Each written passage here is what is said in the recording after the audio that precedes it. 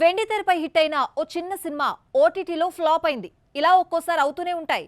అయితే ఈ సినిమా విమర్శలు కొని తెచ్చుకుంది. టికెట్ కొని సినిమా చూసిన వాళ్లకు నచ్చింది. ఓటీటీ ఆడియన్స్ ఏ విషయంలో కథను తప్పుపట్టారు? Watch the story. Kiran Abbavaram, Sri Gowri Priya జంటగా నటించిన చెన్నై లవ్ స్టోరీ ఎలాంటి అంచనాలు లేకుండా రిలీజ్ అయింది. మార్నింగ్ షో కలెక్షన్స్ అంతంత మాత్రంగానే ఉన్న పాజిటివ్ టాక్ తో ఆడియన్స్ ను థియేటర్స్ కు రప్పించింది.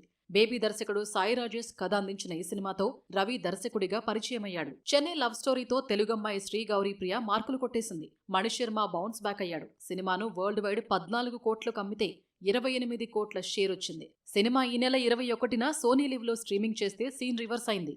ఓటీటీ ఆడియన్స్ కు సెకండ్ హాఫ్ నచ్చలేదు. సెకండ్ హాఫ్ లో హీరో నస ఎక్కువైపోయిందని, ఆత్మ గొడవ మరీ ఎక్కువైందని ఓటీటీ ఆడియన్స్ ఫీల్ అయ్యారు. ఫస్ట్ హాఫ్ చూసిన తర్వాత సినిమాను ఓ రేంజ్ లో ఊహించుకుంటే సెకండ్ హాఫ్ ను చెడగొట్టారని, అయితే హీరోయిన్ పర్ఫార్మెన్స్ సినిమాను కాపాడిందంటూ సోషల్ మీడియాలో రివ్యూస్ ఇస్తున్నారు. మణిశర్మ మ్యూజిక్ పై ప్రశంసలు కురిపిస్తున్నారు.